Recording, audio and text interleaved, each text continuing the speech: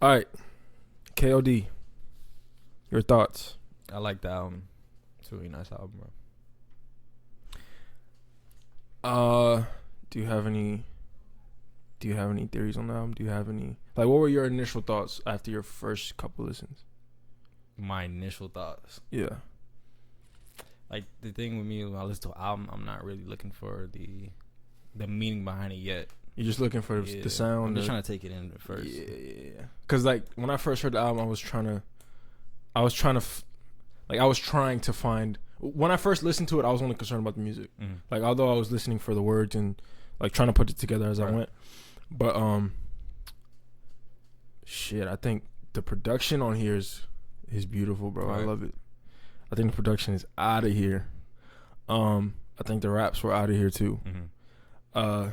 Like, I think the way he puts it together, like the verses, it's real seamless. It's real. Mm-hmm. Although the critiques I had about the album were like, they're not really critiques, but I wish he had some background vocalists a little bit. Mm-hmm. Like, I wish he had Ari Lennox do some background vocaling. I wish, like, some just subtle little things like that, cause Cole was doing everything by himself. Right. Like, he was doing the singing, the rapping, and producing. I wish he had a little bit more. That makes his music like more raw though. Like, it has Yeah. raw feeling to it. Yeah. Cause I don't know. I guess I like how like on like Saint Tropez, I like how the, you know what I mean? I like how the background vocal, like, I just like that. I don't know. That's just my preference, I guess. But fuck it. Shit was hard. I also didn't like the Migos triplet flow. I'm a fan of satire, so I definitely like that shit. And that's the thing from the start. Yeah. Well, like, when I first heard it, like, I think it was KOD. He did it a little bit, and as it went on, I could tell what he was doing. Right. Like, I know he was probably doing it to prove that, I could take your sound. yeah, I can take your sound and do it better. Right. Like, I think it was an ego thing, and I think it goes along with what he was doing with the I was album. just about to say that. Yeah, it goes along with who he is at that point of the album. So, but that was like, so like, that was my first initial thoughts, and I was texting my brother about it because, like, I guess, I don't know, that's just something we do. I just text him when I listen to the music, and he was telling me that he only did it because, like, he had to bring in that audience of the, mumble rap audience, whatever, which is cool, and he broke the streaming record. Like, it made sense. Like, it makes sense even from a marketing standpoint to do that. Yeah. But it just didn't make any sense because number one is Cole, and I don't really see him doing that. And number two, why would you rap that way and then at the same time ridicule the audience and ridicule the rappers?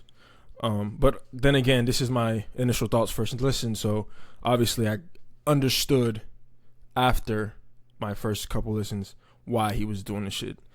So no real theories from you yet? Just Nah, I'm still. All right, so let me get in my bullshit, man. So obviously the album, well, I don't know if it's obvious, but what I took away from the album was hold up, before you get into that, right? This is the thing, right? These days, things are hyped up to the point where it doesn't matter if they're good or bad or not, right? Yeah. But it's the hype that brings them. Oh, you talking about the instant classic shit? You talking about that? That, and it's like, if, you say it got a streaming record or whatever, but if it was just because of the hype surrounding it, is why he got a streaming record. Yeah. Streaming record, right? So if he didn't have the hype, it wouldn't have got a streaming record. But it's still a good album. See what I'm saying? Like, you're not saying it's not deserving, but you're saying right. It's like it could be misconstrued. Like, it could be misleading. The statistic could be But again, on the like the whole like the shit just dropped and niggas are like, man, this album is beautiful, it's amazing, it's a classic. It's like, the shit just dropped, bro. Like, listen to it a little bit. Yeah. It hasn't been out for a whole 42 hours. But I think some people want to be that nigga to be like, damn, bro, you was right. Like, you got the music knowledge, son. Like, you're gifted when it comes to this music shit. Like, but no, a nigga like, I don't care who you were. You did not understand. You didn't understand this album when it first dropped.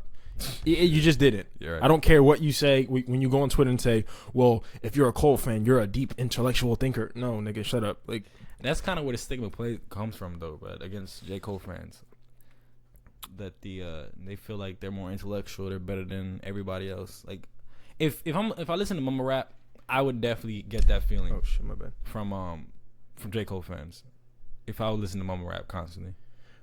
But then again, it's like, dog, and even when I know that you listen to, but like I'm not gonna kill you for listening to mumble rap. Nah. Like I even like some of them songs, but it's like, if I know that you really don't listen to music like that, and then you tell me how deep the J. Cole album is, or you tell me how deep, dog. Let me tell you again. Like when I was doing my little thing, and this dude is telling me about the he asked me my opinion on the album, and the shit just dropped, mind you, and he's like, so what does KOD mean? And I'm like, it's kill our demons, kids on drugs. And right before I could finish, homegirl was like, oh my god, I love the album. It means blah blah blah. And he's talking about all these addictions. And I'm like, bro, like, like you're wilding out. Like, come on, I don't know, man. And that is the stigma. But I mean, he did talk about those people on the album, though.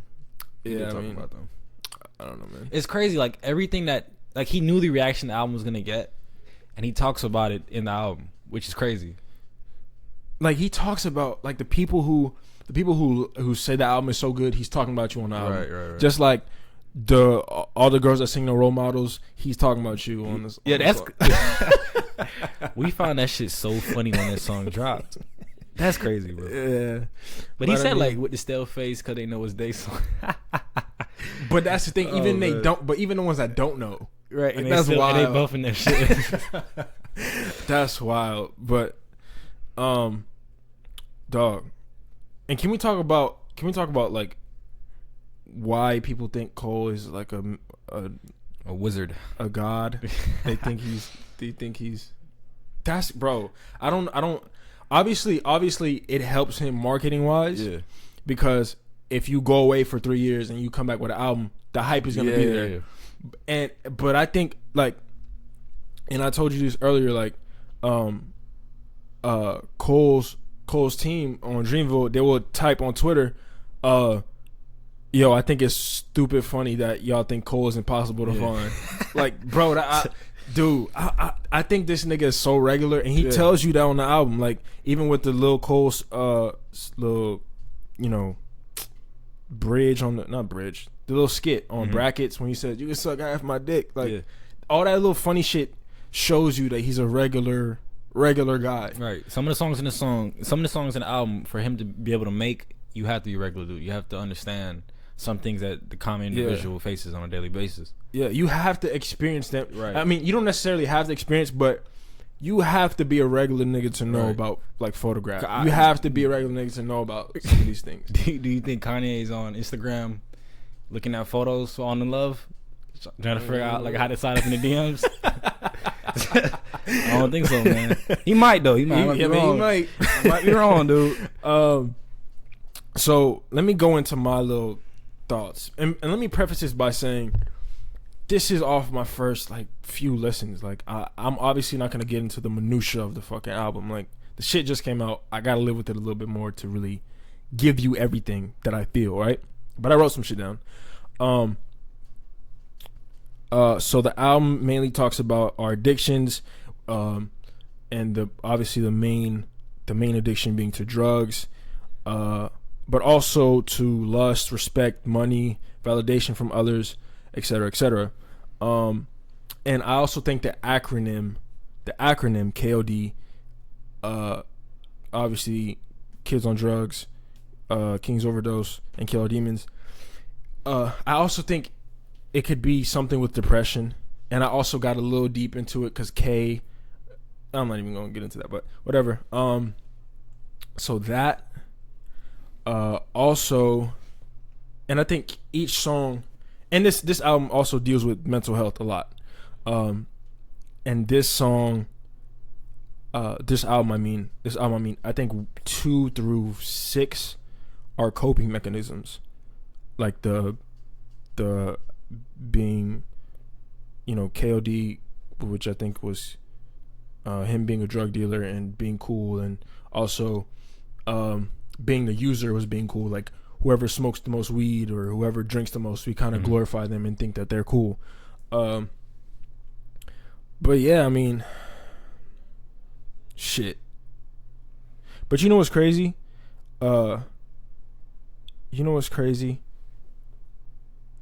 Like, even though Cole talks about like the drug addiction and the fucking, you know, all the bad things that is going around, that is going on in our generation today, like he tackles this subject, but that's not the headline. Right. It's like we fall in love with the negativity, so the headline is J. Cole disses Lil Pump, Yeah, that's getting more. Yeah, that's getting more attention.